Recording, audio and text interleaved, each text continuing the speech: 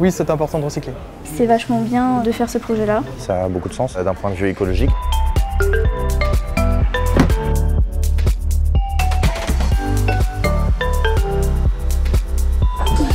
Une très bonne initiative.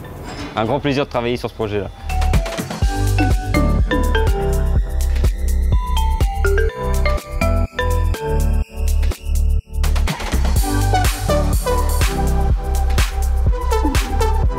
Dans ces sacs donc, sont arrivés les masques qui sont prêts à l'emploi. On retire la petite barrette plastique, ça s'appelle l'opération de délissage. Puis ensuite, donc, on broie ce mélange-là, voilà, donc ça donne des petits copeaux de masques.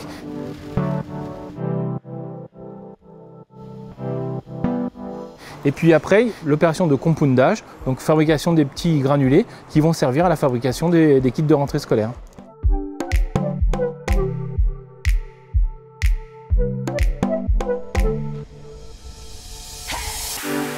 Voilà, là on est au cœur du roseau.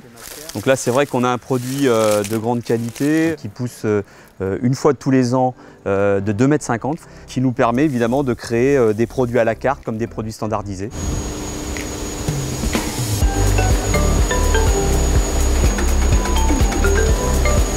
Ici, en fait, on travaille toute la partie transformation de la matière première.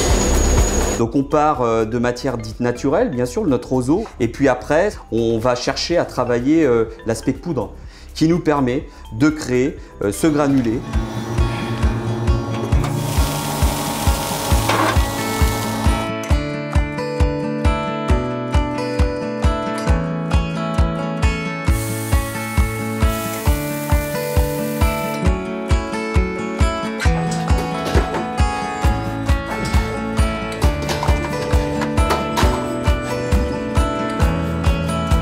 À la base, on a une matière qui est sous forme de granulés. On va venir chauffer un peu comme du chocolat. Et donc à ce moment-là, on va pouvoir la transformer dans un moule qui va ensuite refroidir la matière.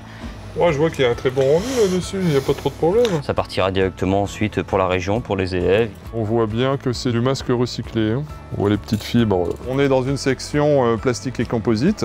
On a vu un intérêt certain des élèves, même des élèves qui étaient un peu décrocheurs. Les gens vont voir leur travail en fait. Et c'est ça qui les motive beaucoup. Dès leur formation professionnelle, on est sur des projets éco-citoyens.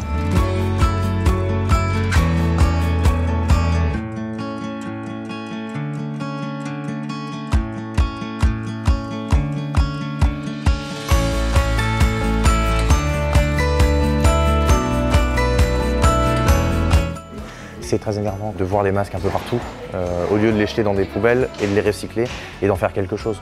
Donc bon, là c'est un kit de rentrée, ça a beaucoup de sens d'un point de vue écologique.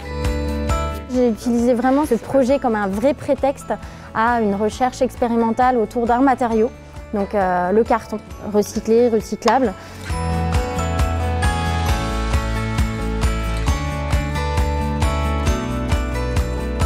C'était pour un kit de rentrée, mais du coup on a quand même fait en sorte de représenter justement leur passe-temps, on va dire, donc les téléphones, le skate. Ça nous permet de profiter de la situation actuelle pour faire quelque chose d'écologique, voilà, qui touche un peu à la planète, et c'est plutôt intéressant.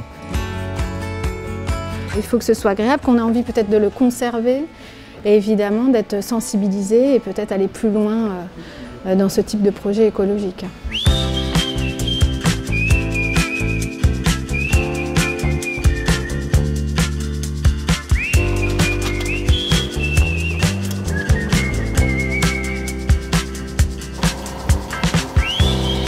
Dès que ça résiste, tu arrêtes.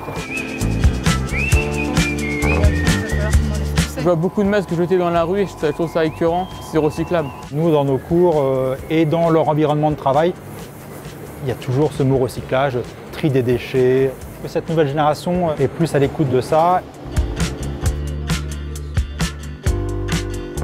Oui, c'est urgent de s'intéresser aux questions donc, sur l'environnement et tout ce qui est l'impact.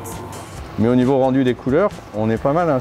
Ça permet de rencontrer des personnes, on va dire, d'autres filières, avec d'autres approches ou d'autres points de vue, et puis de confronter un peu nos expériences.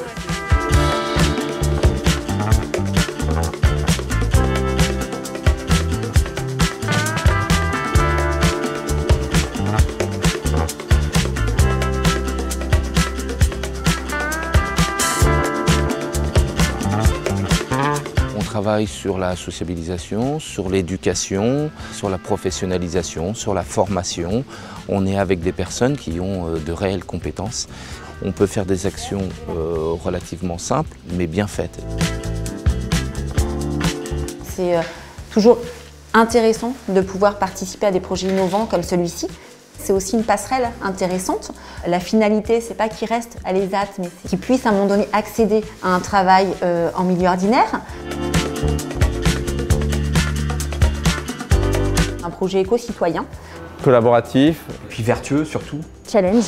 C'est un geste pour l'environnement, oui. On montre qu'une expérience, on va dire, locale, territoriale, permet de créer de la valeur, créer de l'espoir et de l'écologie.